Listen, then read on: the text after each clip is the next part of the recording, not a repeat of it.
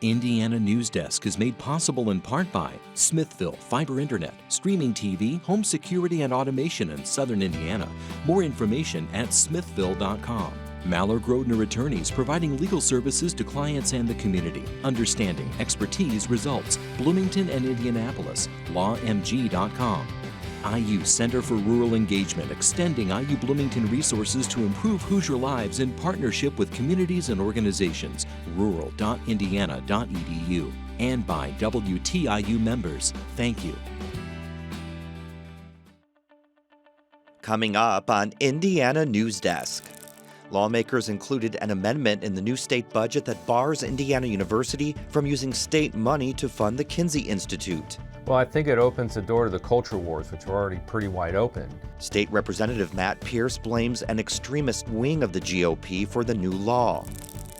Bloomington officials are seeking input on downtown transportation plans that could include making College and Walnut two-way streets. There are between 100 and 200 crashes a year along the stretch that we're examining from the bypass to Allen Street. The city has several walk and talk events planned through June. And we talked to one of the two ministers who sued federal prison officials seeking increased contact with death row prisoners. We'll have these stories plus the latest news from across the state right now on Indiana Newsdesk.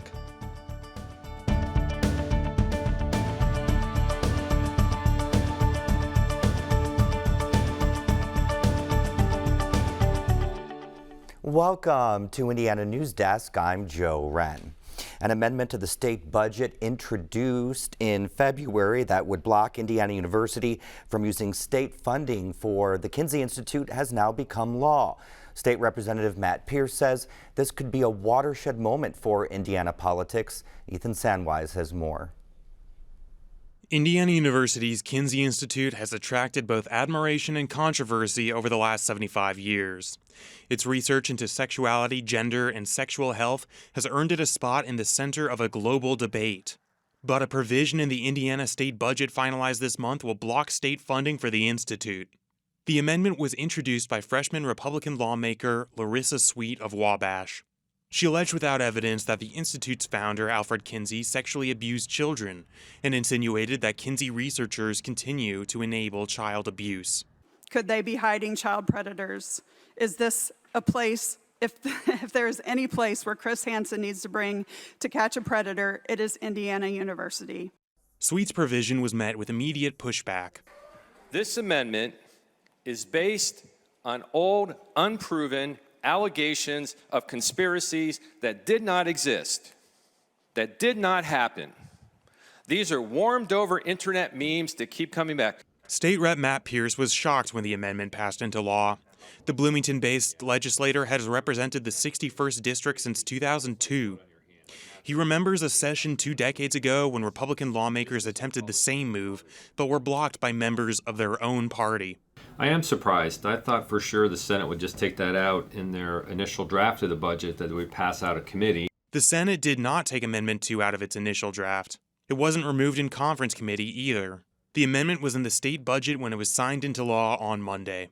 Pierce says the inclusion of Amendment 2 indicates a shift in the Indiana Republican Party in favor of a more extreme faction. I don't believe for a minute that the leadership really wanted that provision in the bill and felt it was necessary, but at the end of the day, they couldn't bring themselves to say no to this rising base of power within the legislature.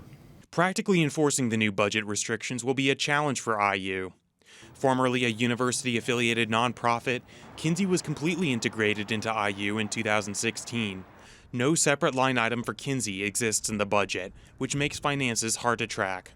According to the university, most of the Kinsey Institute's funds come from grants and donations, not taxpayer dollars. Amendment 2 blocks state funding for pretty much anything Kinsey researchers could use, from administrative costs to utilities. But Kinsey researchers work across campus in many departments. After the Indiana budget passed, IU President Pamela Whitten issued a statement in support of the Kinsey Institute. The university is concerned that a provision singling out a specific research institute sets a troubling precedent with implications that could limit the ability of public colleges and universities to pursue research and scholarship that benefits people and improves lives. The university declined further requests for comment. For Indiana Newsdesk, I'm Ethan Sandweiss. The Kinsey Institute was founded in 1947 by IU entomologist turned sexuality researcher Alfred Kinsey. It's located on campus in Lindley Hall. Carrie Thompson will likely be the next mayor of Bloomington after winning a three-way race in Tuesday's primary election. A little more than 8,000 Bloomington residents voted, and Thompson received 44% of their vote. City Council member Susan Sandberg was second with 33%. Former Deputy Mayor Don Griffin was third with 24% of the vote. I feel amazing. I think that the people of Bloomington have really spoken, that they're ready for our community to come together and have a fresh approach and a government that really stays positive and includes everybody. Thompson ran on a platform focused on helping lower-income residents stay housed and creating more affordable housing for newcomers and middle-income residents. Her other focuses were on community safety and executive leadership, a people-first leadership style, allowing the city to take advantage of opportunities as they become available. I think we got the word out. We've knocked almost 13,000 doors now and really woven a vision for our community that was based on many listening sessions and many conversations at the doors. No Republican candidate has come forward for the general election in November, but Thompson will face independent Joseph Davis. The Bloomington City Council will have a new look next year as only 4 current council members won in Tuesday's primary. Isak Asari, Matt Flattery, and Andy Ruff will be the nominees for at-large city council seats this fall. Isabel Piedmont Smith won in District 1. Kate Rosenbarger beat fellow incumbent Sue Scambolari in District 2. Hopi Stoswell won District 3, and Shruti Rana won in District 5. Dave Rollo in District 4 and David Wolfbender in District 6 were unopposed. Democrats currently control all 9 seats on the council. One of the issues the new mayor will have to deal with is potential changes to College and Walnut, the 2 main north-south roads through Bloomington. Recommendations have been on the book since 2018 when the city contracted with Tool Design Group. But as Benta Boutier reports, the city decided a corridor study for the area was needed first. Bloomington's 2019 transportation plan lists 4 corridor studies, one of them being College and Walnut. The study is now underway in the beginning phases of public input. The city's Assistant Director for Planning and Transportation, Beth Rosenbarger, is leading that effort with guided tours called Stroll and Discusses. We want to meet people out along the corridor, along College and Walnut, and talk about what's important to them, what's working for them, and what's not working for them, and just experience the space together. She stands at the intersection of College and 4th Streets watching traffic. Tool Design Group's 2018 recommendation was to change the parallel one-way streets into 2 two-ways to reduce driving speeds. That idea is not off the table, but Rosenbarger says the city wants as much public input as possible and to keep the options open. Participants tour just over a mile of the street on Stroll and Discuss events. So far the events are relatively low attended, but we're having great conversations, so we do want more people to know about them. So yeah, this part of town almost seems forgotten, and like zoning didn't occur, and Members of the city's Bicycle and Pedestrian Safety Commission attended one last Friday, walking the northern leg from Miller Showers Park to 17th Street.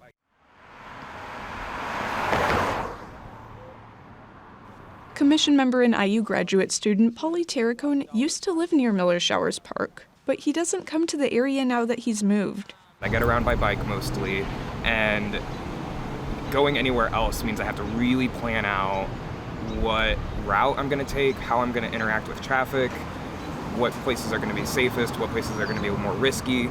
And this area for me has always just been the kind of place that's like more trouble than it's worth. Stroll and Discuss attendees noted speed limit, how safe they felt near the road, curb height, and sidewalk connectivity.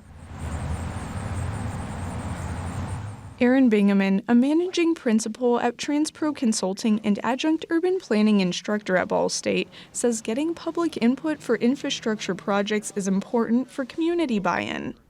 He says sustainable street planning involves material construction, reducing carbon footprint, and prioritizing people in a space rather than vehicles. My hope is that they would be obviously thinking about safety. That is a priority at a national level. Distracted driving really is an epidemic.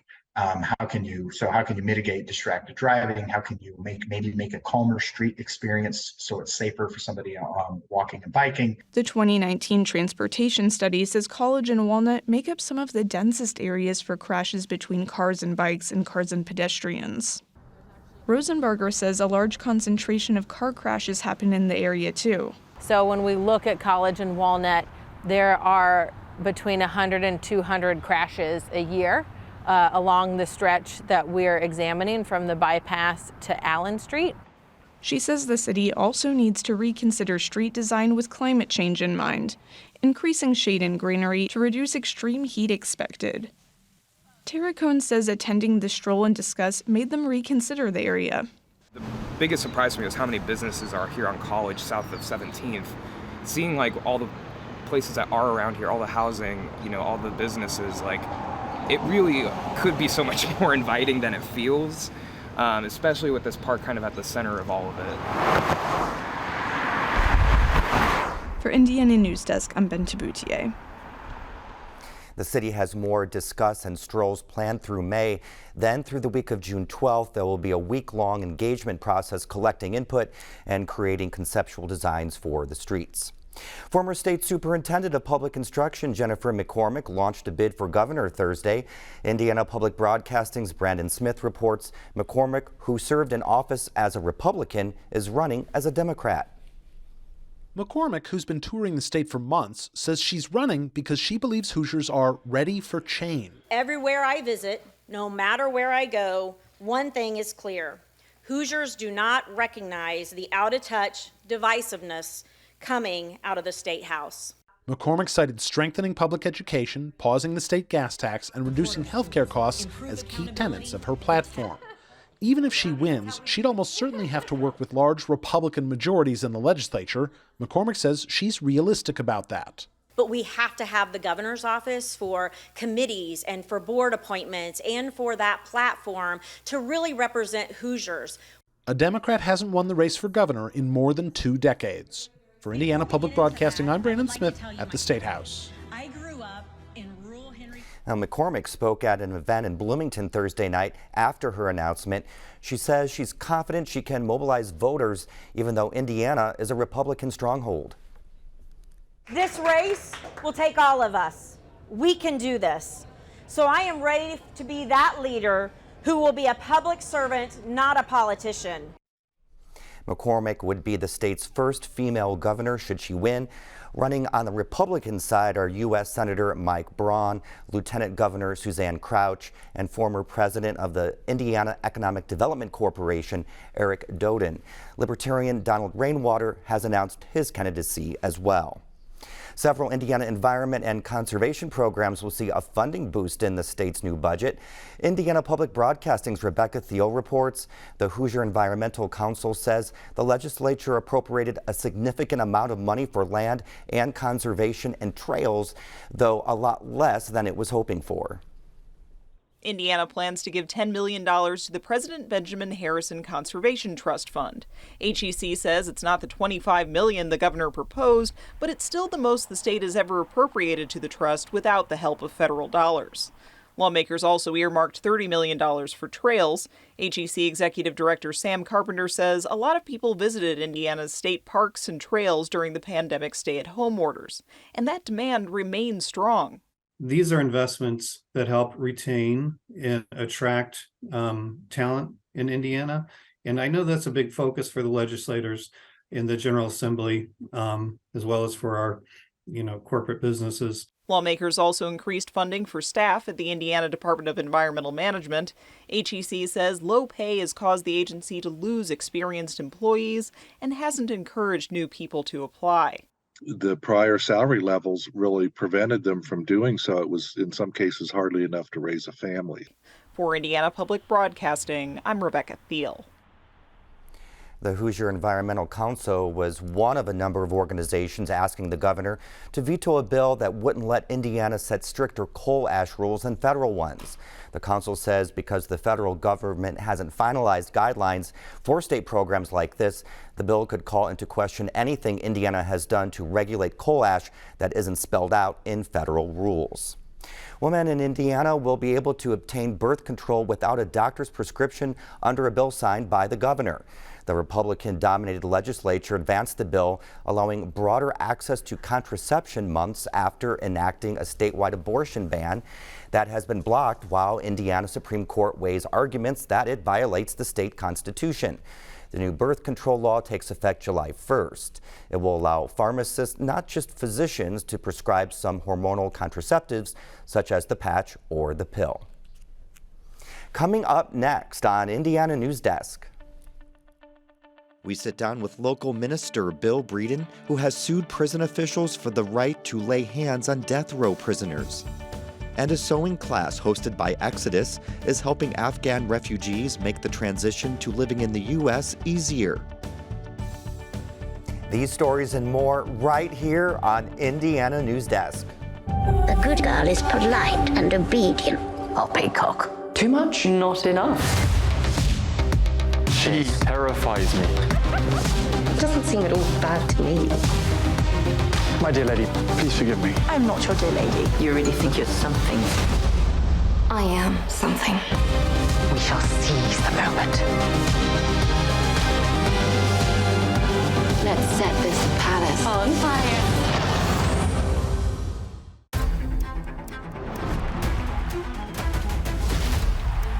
Draw your arrow to the head! We're running out of time. Oh, God! I already feel so empowered. We could just live happily ever after, but that would be no fun at all.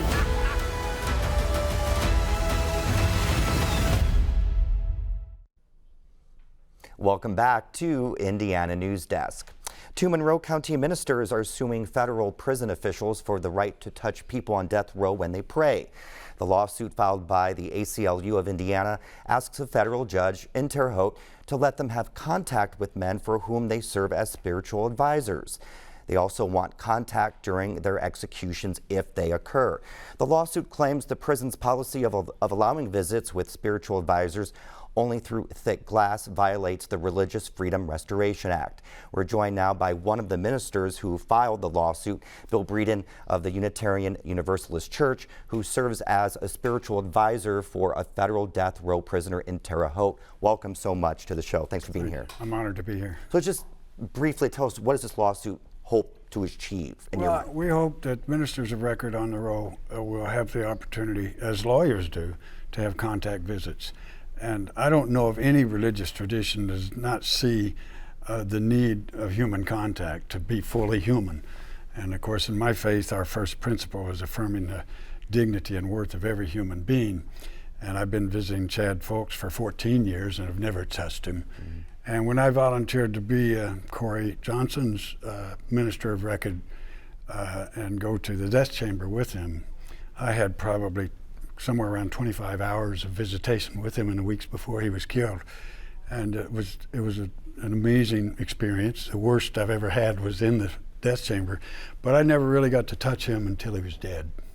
And to me, that is a violation of his rights, and it's a violation of my rights as a minister, because we are, I know the Bible quite well, and we're laying on of hands is the way you heal people, not just physically, but their spirit and their psyche.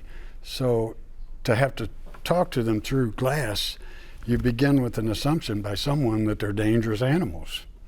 And they're not, they're human beings. So we hope to get this right for every minister on the row so that we can hold their hands when we pray for them, we can affirm their worth and dignity, and if we have to go to the death chamber, we're also asking the right to touch them before and during the execution. So what does it mean to be a spiritual advisor? Do you have specific responsibilities? I know there's also a chaplain too, That's correct? Yeah. What's the difference between the two? Well, the chaplain serves the religious service department of the federal government and provides religious services. To get to be an MOR, a minister of record, what they call it. They used to call it spiritual advisor, but it's minister of record. One has to be ordained and have a religious body who will confirm that ordination. And then we have to be asked by the prisoners themselves.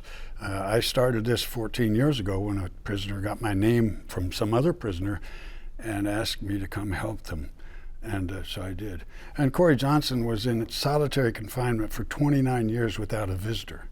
So the only humans that touched Corey Johnson for 29 years, from the time he was 19 to 49, the only people was to put cuffs on him or prison employees.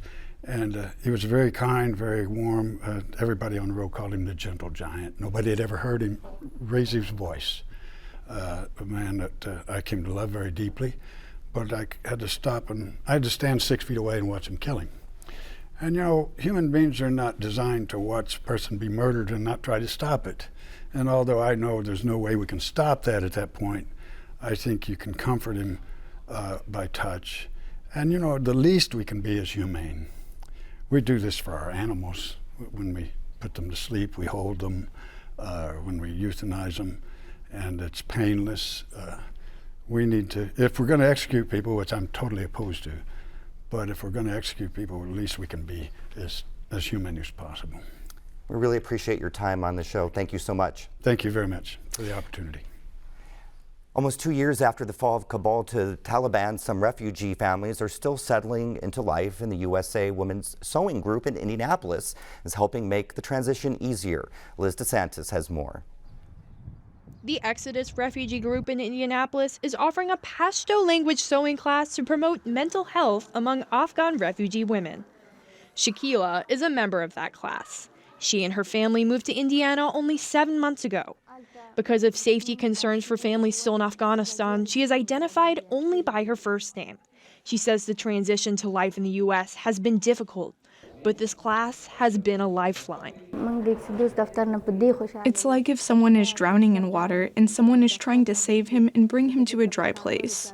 We're so happy that Exodus has helped so many immigrants. They've helped us so much. In Afghanistan, Shakila learned to sew on a hand-crank sewing machine. And she says the class helps her expand her skill set to learn new complex stitches. With a donation this past month of 20 sewing machines, the women can now practice their skills at home. Shakila has gotten the hang of using these electronic machines pretty quickly. She showed us a dress that she made just last night. In about half an hour, I can cut the whole dress and sew it all. Shakila says she sees these classes as an opportunity to build a business selling her dresses by opening a shop of her own one day. If I can find the material, I want to sew the same Afghan style of clothing, but also clothing that's more American in style. I hope that I can take these to some kind of market and sell them too. Shakila is just one of about 300 Afghans whom Exodus has helped build a new life in the last few years. She is one of about 15 other women in the class working on their sewing skills. Exodus Director of Development Cassandra Sanborn says that the skills learned in this class can translate into new work opportunities for the women. We've had other women in the past as well who've gone on to employment in places like bridal shops or other places where they can do alterations. So we're really hoping that this could turn into a really income-generating stream for women in a lot of different ways, really whatever that particular woman decides is best for her and her family. Exodus officials say the long-term goal is to roll out an online shop to allow the women to make extra money from their creations. The program already sells some of the items at crafts fairs with prices ranging from $10 to $40. And then roughly half of the sale of each item goes back directly to the woman who made it, and the other half goes back into the program for things like if we need additional fabric or needles or any repairs on the sewing machines or things like that. Aside from teaching women a marketable skill, Sanborn says that the class helps the refugees build a reliable community to make their integration smoother. She says that sometimes these relationships can be a comfortable place to share knowledge of basic skills. Maybe you've been really struggling to figure out the bus system, and maybe another woman has got that down pat, but maybe she needs help figuring out something at the grocery store, and maybe you know that. So we can really facilitate a lot of shared knowledge among the women who are coming to class. Exodus only offers the sewing instruction in Pashto for a small group of women right now, but they hope to expand the offerings to Dari language instruction as well. For Indiana Newsdesk, I'm Liz DeSantis. Exodus Refugee Organization is accepting donations of bolts of cloth and sewing materials for the women's sewing class at exodusrefugee.org. Planting season is well underway despite wet weather and cold temperatures throughout the state. The USDA reports that 20% of corn, 18% of soybeans have been planted so far despite the challenging weather. Like many in Indiana, Vincent's farmer Dennis Carnahan is a bit worried how cold temperatures will affect his crops. We will still not have any of the planted crop that's been out there for days that have emerged yet, and that's a concern. Cold and damp weather is not conducive, especially for the corn crop. If crops in the northern and easternmost part of the state don't emerge soon, some farmers may have to replant. In fact, the National Weather Service says that this May 1st represented the 4th coldest on record. That's the end of this program. Our work continues online as we cover the news throughout the week at WTIUnews.org. Have a great weekend.